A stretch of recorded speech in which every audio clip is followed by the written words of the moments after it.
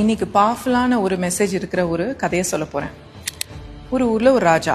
அந்த ராஜா தன் நாட்டுல இருக்கிற எல்லா ஏழை ஜனங்களுக்கும் ரெகுலரா அன்னதானம் செஞ்சுட்டு வருவாரு. அதுவும் ரொம்ப டேஸ்டியா ரொம்ப தரமா வழங்கிட்டு வருவாரு. அந்த மாதிரி அன்னதானம் செய்யற ஒரு நாள்ல கிச்சன்ல இருந்து எங்க சர்வ் பண்றாங்களோ அங்க ஆளுங்க அந்த சாப்பாடெல்லாம் தூக்கிட்டு போயிட்டு இருக்காங்க.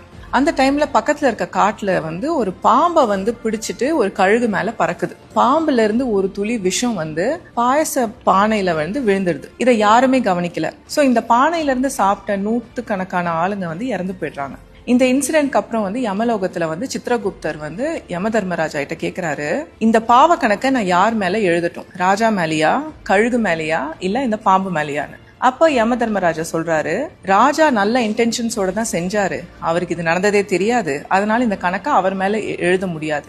அதே சமயத்துல இந்த கழுகு பாம்பை பிடிக்கிறதும் அதோட இயல்பு, பாம்பு விஷத்தை கக்கறதும் அதோட இயல்பு. இவங்க ரெண்டு பேர் மேலயும் பாவத்தை எழுத முடியாது. இதை கொஞ்சம் சைட்ல வச்சுட்டு நம்ம அப்புறம் இதை பத்தி டிஸ்கஸ் பண்ணலாம்னு சொல்றாரு. இந்த இன்சிடென்ட் நடந்து முடிஞ்ச அப்புறம் ராஜா ரொம்ப சோகமாயிடுறாரு. பட் அவரோட நல்ல செயலை அவர் ஸ்டாப் பண்ணல. அன்னதானம் கண்டினியூ ஆயிட்டு இருக்கு. இன்னும் கேர்ஃபுல்லா எல்லாத்தையும் ப்ராப்பரா மூடி அந்த மாதிரி நல்லபடியா செஞ்சுட்டு வராரு. கொஞ்ச நாள் கழிச்சு இந்த மாதிரி ஒரு அன்னதான டே அன்னைக்கு பக்கத்து ஊர்ல இருந்து கொஞ்சம் பேர் சாப்பாடு சாப்பிடறதுக்காக நடந்து வராங்க அந்த மெயின் ரோட்ல. அங்க ரெண்டு பேர் உட்காந்துட்டு இருக்காங்க. உட்காந்துட்டு இவங்க வழி கேக்குறாங்க, ராஜா சாப்பாடு போடுறாரு அந்த இடம் எங்கன்னு. உடனே அவங்க சிரிக்கிறாங்க, என்ன உனக்கு சாவுனா உனக்கு ரொம்ப ஆசையா அப்படின்னு கேக்குறாங்க. ஏன் என்னங்க சொல்றீங்க?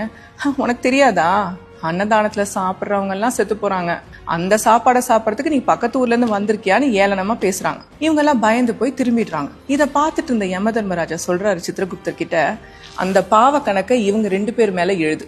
இவங்களும் நல்லது செய்யாம நல்லது செய்யறவங்கள பத்தி உண்மை என்னன்னே தெரியாம இவ்ளோ அவதூறா பேசி பாவத்தை இவங்க சம்பாதிச்சுக்கிறாங்க. சோ நிறைய டைம்ல நம்மளும் இதை செய்யறது உண்டு. மத்தவங்கள பத்தி பேசும்போது அவங்க என்ன அவங்க அண்டர்கோ பண்ணிருக்காங்க, உண்மை என்ன, எதையுமே தெரியாம அவங்கள பத்தி தப்பா நிறைய பேசுறதுனால எவ்வளவு பேர் hurt ஆறாங்க. I think the story is a very powerful answer to all of them.